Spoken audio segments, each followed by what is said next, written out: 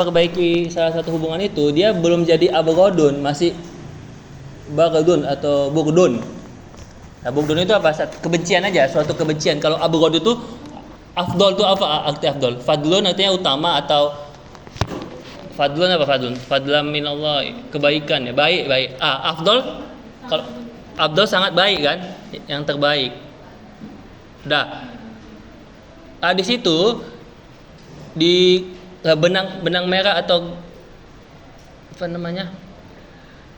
Sebagai underline-nya, garis bawahi. Di situ menggaris bawahi bahwa kebencian Allah itu sangat, Allah akan sangat membenci orang yang menikah itu apabila dua-duanya saling membenci. Tapi kalau ada salah satu pihak aja yang benci, kemungkinan Allah akan, dari hadis gitu. Kita baca gini kelas pernikahan ya. Seminar pernikah sedikit. Jadi kalau ada dua yang pihak membenci saling membenci, barulah kena hadis itu. Barulah arsy-nya Allah ketika ada satu percecokan, apalagi perceraian, arsy Allah itu bergetar. Maksudnya apa? Masuk filosofi itu. Apakah arsy Allah bergetar? Kalau arsy itu kan berarti Allah menyipati, Allah bertempat. Berarti kita udah apa istilahnya sebagai mujassimah kan, nggak mungkin. Maksud bergetar arsy Allah itu artinya semacam kita mencederai, kita mengkhianati, kita merusak apa yang dirusak Indra ketika Indra terjadi kebencian di rumah tangga itu. Apa yang dirusak maksudnya? Kerusakan apa yang terjadi di rumah tangga itu? Ini kerusakan dalam hubungan. Ketika hubungan itu, kebencian itu terjadi. Nah, mungkin satu kerusakan dalam hubungan itu perselisihan tidak saling samaan mungkin gitu kan. Ya. Jadi ulangin ya. Jadi kalau terjadinya abghad itu tadi ya, Hafiza apa tuh tadi abghad? Kebencian Allah yang apa? Abghadul alal apa? Satu kebencian yang memuncak dari Allah terjadi apabila salah satu pasangan itu saling membenci. Ya kan? Ketika udah saling membenci, terjadi kebencian, percecokan, maka jadilah rumah tangga itu jadi rumah tangga yang broken home ya kan, caranya rusak. Kalau rumah tangga itu udah rusak, lama-lama nanti akan jadi perceraian tadi kan. Nah, kenapa bisa Bapak ulangin? Kenapa bisa Allah sangat membenci itu? Allah sangat mengesali. Sebenarnya Allah nggak ngasih izin cerai itu kan.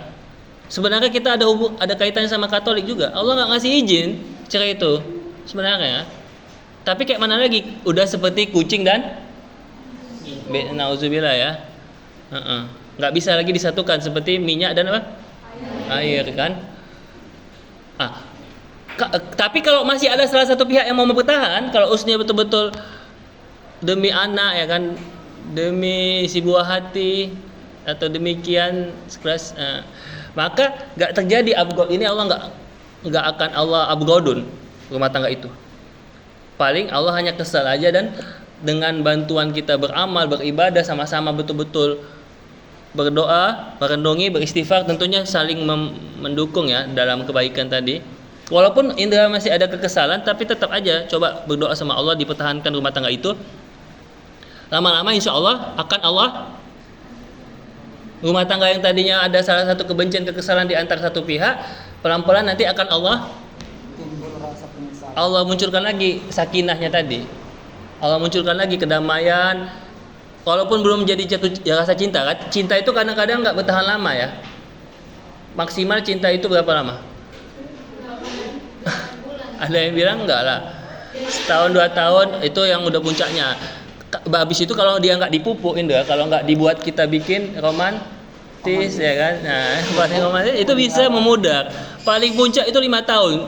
Sepandai-pandainya Indra membuat Husnia, meratukan Husnia, meromantisinya, kasih surprise gitu kan, ajak jalan-jalan kemana, bulan apa, gitu, tetap paling banyak 5-6 tahun lah romantis itu. Apanya percikan cintaannya ya. Ketika ada kekesalan tadi, kemudian salah satu pihak berusaha memperbaiki, saling berusaha untuk doakan kepada Allah, untuk minta tolong sama Allah dengan bantuan juga amalan-amalan, ya kan, insya Allah akan Allah perbaiki hubungan itu. Oke, itulah dia. Jadi apa tadi? Kok lagi keceraian? Jadi perceraian apa? Ketika ada satu percecokan, permasalahan itu kita seakan-akan merusak apa tadi? Sumpah kita, ya kan? Ketika Ali bersumpah untuk saya terima nikahnya Vera binti binti apa nih? Jangan binti. Nah, ketika itu terjadi, itu kan udah mengikat tali Allah, membawa lafaz Allah, menggunakan ismu Allah tadi, keagungan namanya, asmanya. Saat itu dicederai dengan percecokan, dengan permusuhan, itu sama aja tadi udah menginjak-injak, sudah menghinakan, menghinakan, menyepelekan atau mencederai keagungan lafaz Allah Subhanahu wa taala. Jadi intinya adalah ketika kita pernikahan itu saling menjaga tadi. Bagaimana caranya menghindari, ya kan? Menghindari percecokan tadi, perselisihan tadi. Dekatkan diri kepada Allah. Iya, dari awal pernikahan sudah disiapkan. Apanya disiapkan? Duitnya? Maharnya? Hah? Mentalnya. Dari mana bisa kuat mentalnya? Dari ilmunya, dari pengalamannya. Pengalaman siapa? Experience is the best teacher. Pengalaman yang terbaik itu adalah guru kita. Guru yang terbaik itu adalah pengalaman. Kita kan belum punya pengalaman. Vera belum ada pengalaman. Atau sini udah ada yang pengalaman? Mama muda nggak ada. Jadi belajar dari siapa? Ya dari orang tua kita, dari mama-mama kita, dari tante-tante kita, dari abang-abang ipar, ada ipar nggak ya? Dari tetangga-tetangga kita. Ya kan, dari situ belajarnya. Jadi jangan, makanya lagi-lagi Bapak bilang jangan cepat kali, jangan nafsu kali, ambis kali istilah zaman anak sekarang. Mau nikah cepat, belajar dulu, perhatikan dulu kayak mana lingkungan kita, saudara kita. Ada nggak saudara-saudara Ali yang bagus rumah tangganya? Keluarga-keluarga besar yang bisa jadi contoh teladan. Belajar dari situ, lihat dah. Coba ditengok, diperhatikan kayak mana orang itu berkomunikasi. Ya kan? Ya itu, jadi jangan sampai udah nikah baru belajar gitu. Kalau bisa dari awal sekarang dipersiapkan mentalnya, termasuk uang juga lah, ya kan, ekonomi. Jadi kalaupun terjadi percecokan, ya udah harus ada salah satu pihak yang mengalah untuk menang. Karena perempuan ini apa tadi ya, nggak bisa kadang untuk salah. Kalau Indra udah salah, habis tuh diingat-ingat. Kalau dia salah nggak boleh tuh. Kalau Usnia salah, kadang-kadang harus kita yang dia bisa jadi play victim. Nah itulah, hati-hatilah. Makanya itu namanya fitnah nisa, fitnah wanita kan. Zinatul hayatud dunia, cobaan-cobaan kehidupan dunia. Itu dia. Nauzubillah. Tapi insya Allah di sini nggak ya, ya. Di sini insya Allah soleha semua ya. Oke. Jadi itu persiapan pernikahan, ilmunya, mentalnya. Terus komunikasi tadi ada ilmu lah, pokoknya intinya ilmu. Ikut apa aja, ikut seminar atau lihat nasihat-nasihat dari ustadz gitu ya. Yang paling penting adalah niat awalnya nikah itu untuk saling melengkapi, menyayangi, mengingati, saling ya. Libas itu apa tuh? Filosofi libas, baju, pakaian. Pakaian kan dalam Quran namanya pakaian. Pakaian itu fungsinya, gunanya untuk apa? Ya untuk saling menutupi, menjaga, melindungi dari dingin, ya kan? Menghangatkan. Itu kan apa? Memperindah, seperti itu. Nah, jadi jangan kita niat nikah untuk bahagia. Niat nikah untuk bahagia itu salah. Kenapa?